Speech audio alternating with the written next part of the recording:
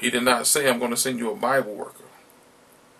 Even though all these are the gifts that the Spirit gives to individuals, he said, I'm going to send you the comforter. He is the one who will not lie to you. He is the one who will set you free from sin. He is the one who will fill you to the point that you'll reach your full potential in life. You'll be able to know who you are and why you were born. Only God knows that. Only God knows why you were put here. Only God knows you. Only God has that which you are looking for. Many people are trying to fill the void in their lives. That void that God himself put there. And that void is not being filled. I don't care what you do. If that void is not being filled, then you know it's not the right thing. The only thing that can fill that void is the Holy Spirit. The Comforter.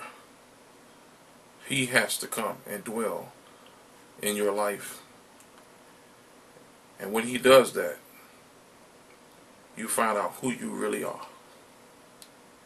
Let's go on. Let's look step by step at what Jesus is trying to show us. He said, I'm going to send you the Comforter, that he may abide with you forever. He is to stay with you forever. Listen, we go to John 16, verse 8. It says here, and when he is come, he will reprove, or that is convince the world of sin and of righteousness and of judgment. Righteousness meaning that he will let people know or convince people on what is right. And of course, he will let us know concerning sin. When you're doing wrong, he will convict you. He will deal with you. And on judgment, meaning God always does what's right. And he'll let you know as well what is right and wrong. We're going to look at some other things about the Spirit, such as the Spirit of truth. He comforts us, but he also tells us the truth. Let's look at John 15:26. It says here, write it down, John 15, verse 26. But when the Comforter is come, whom I will send unto you from the Father, even the Spirit of truth, which proceeded from the Father, he shall testify of me. John 15:26. Notice Jesus says that the Comforter will come from the Father, the Holy Spirit. The question is, where did the Holy Spirit come from? He come from the Father. Okay? He's the third person of God here. He proceeds, Jesus said, from the Father. Now, understand that nobody knows God the Father's mind. The Holy Spirit does. Jesus don't know God the Father's mind. They are omnipresent. They are self-existent. That means God the Father, Son, and the Holy Spirit are self-existent. That means they created their own selves. Before there was time, they were. They are from everlasting, from eternity. There was no beginning with God. So it is with the Holy Spirit. He is just as much God as God the Father and God the Son. And he is the Spirit of truth. And he knows everything. He knows the mind of God the Father, according to the Scriptures. The Spirit searches the deep things, yea, even the things of God. Jesus says he will testify of me.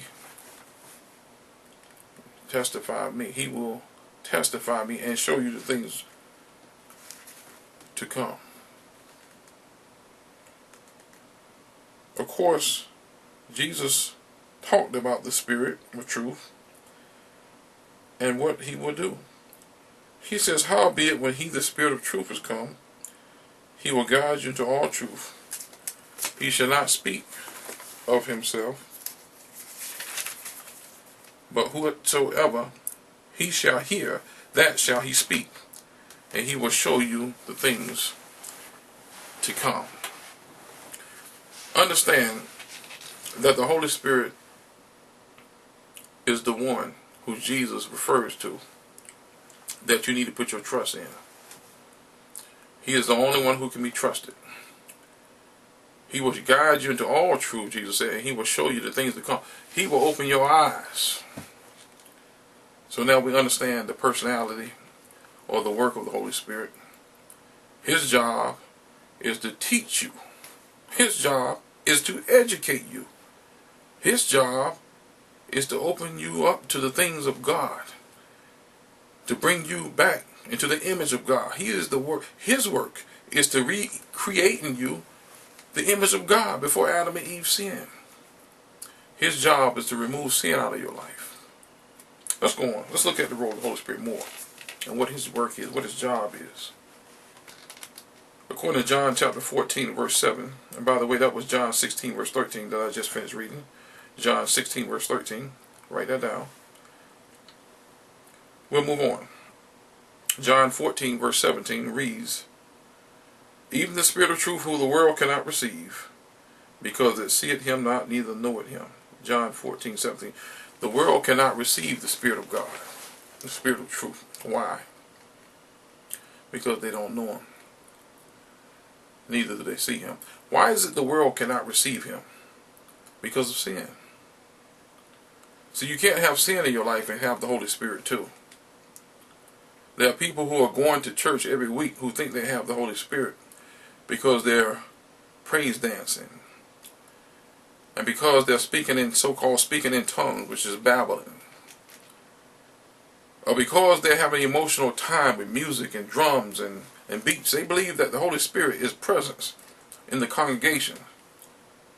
But I say and proclaim to you that if sin is still in the life of the professed Christian, he does not have the Holy Spirit. Because the world cannot receive him because they don't know him. Neither have they seen him. Now, how do we clarify this? How do we know that the Bible is proclaiming that this is the status of the Christendom? Those who don't know God, who still have sin in their lives. You know, Jesus talks about that and how sin separates us from God. There are many people who do not understand how sin affects the spiritual life. The scripture says, "Know you not that whoever you yield your members to, that's whose servants you are?" Also, Jesus also says, "A good tree cannot bear bad fruit, neither can an evil tree bear good fruit." The Bible also makes it clear that you can't serve two masters. You're going to love one and hate the other.